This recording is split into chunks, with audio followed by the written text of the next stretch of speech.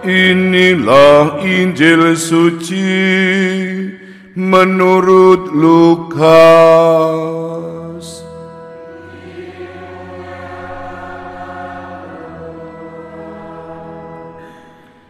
Mesias harus menderita dan bangkit dari antara orang mati pada hari yang ketiga.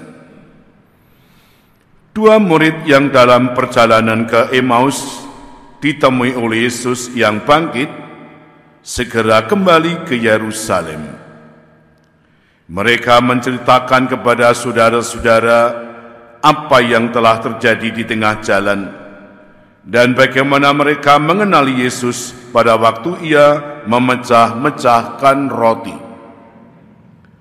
Sementara mereka bercakap-cakap tentang hal itu, Yesus tiba-tiba berdiri di tengah-tengah mereka dan berkata, "Damai sejahtera bagi kamu." Mereka terkejut dan takut karena menyangka bahwa mereka melihat hantu. Kata Yesus kepada mereka, "Mengapa kamu terkejut dan apa sebabnya timbul keraguan-keraguan di dalam hatimu? Lihatlah tangan dan kakiku, aku sendirilah ini. Rabalah aku dan lihatlah, karena hantu tidak memiliki daging dan tulang seperti yang kamu lihat ada padaku." Sambil berkata demikian, ia memperlihatkan tangan dan kakinya kepada mereka. Dan ketika mereka belum juga percaya, karena girang dan masih heran, berkatalah Yesus kepada mereka, "Adakah padamu makanan di sini?" Lalu mereka memberikan kepadanya sepotong ikan goreng. Ia mengambilnya dan memakannya di depan mata mereka. Yesus berkata kepada mereka, "Inilah perkataan yang telah kukatakan kepadamu ketika aku masih bersama-sama dengan kamu, yakni bahwa harus digenapi semua yang ada tertulis tentang aku dalam kitab Taurat Musa, kitab Nabi-Nabi, dan kitab Mazmur." Lalu Yesus membuka pikiran mereka sehingga mereka mengerti kitab suci.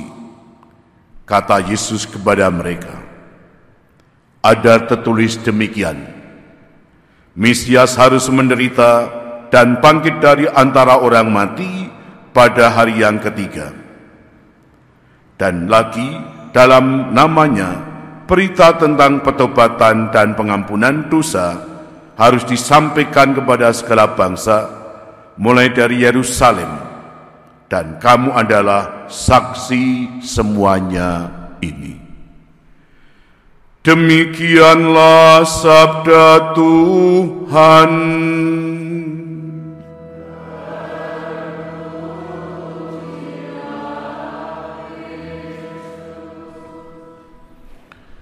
Bapak, Ibu, saudara-saudari terkasih, selamat pagi berkah dalem. Bapak, Ibu, saudara terkasih, hari-hari ini semua media, baik televisi, koran, radio, bicara mengenai Paus yang wafat. Seorang yang saleh, yang bisa menjadi teladan dan menegakkan moralitas, kini sudah tiada dan hari-hari ini menjadi omongan publik, baik orang Katolik maupun orang-orang beragama lain, termasuk Muslim.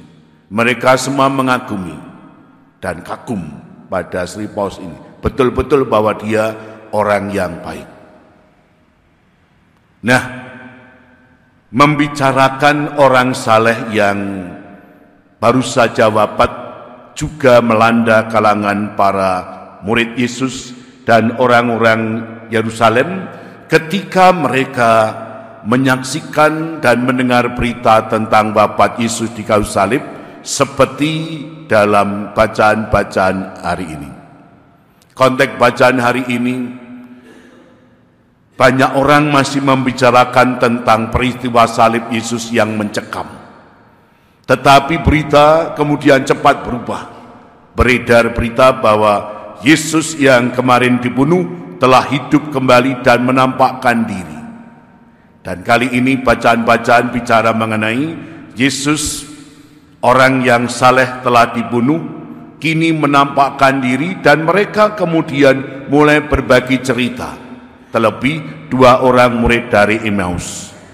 Ketika mereka sedang menceritakan Yesus, tiba-tiba Yesus ada di tengah mereka, menampakkan diri kepada mereka.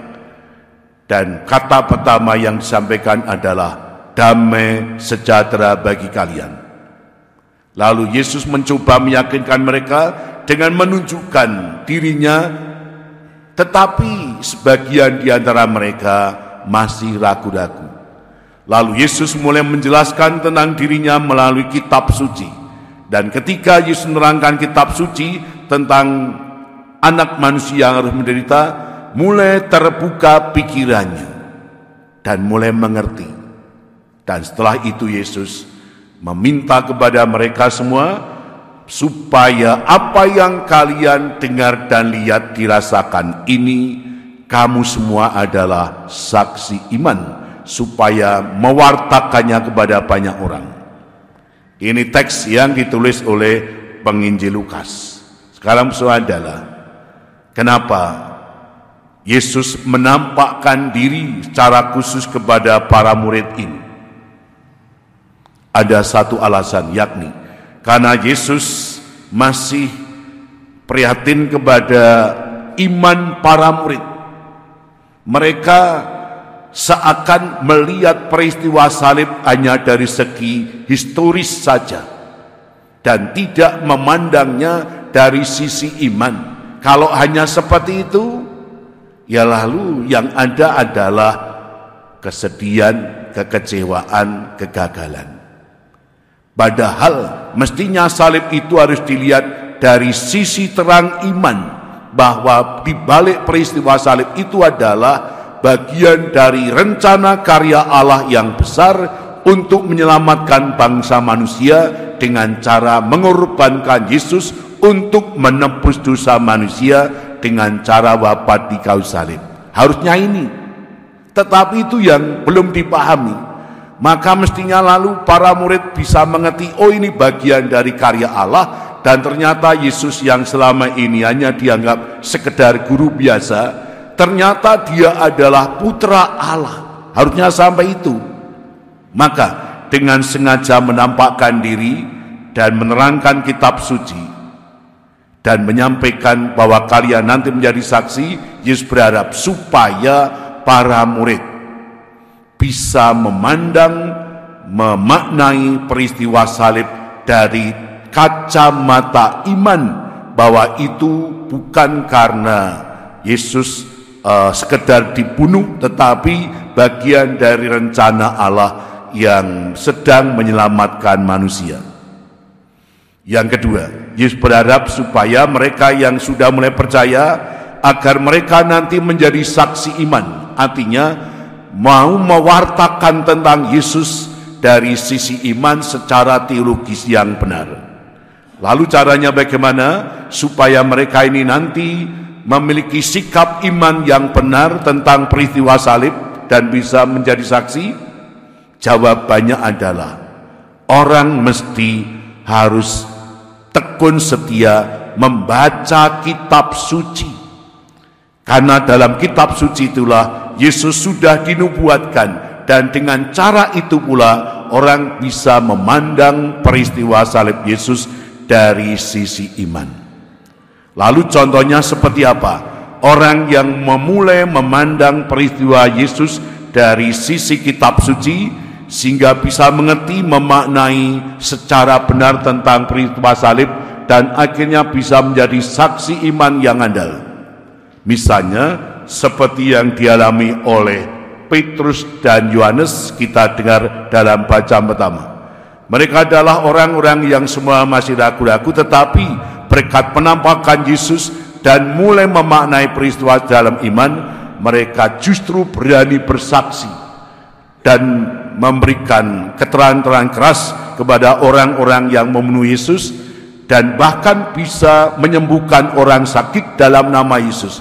Mereka kini sudah mulai tampil menjadi orang-orang beriman yang dijiwai oleh semangat Yesus yang telah bangkit.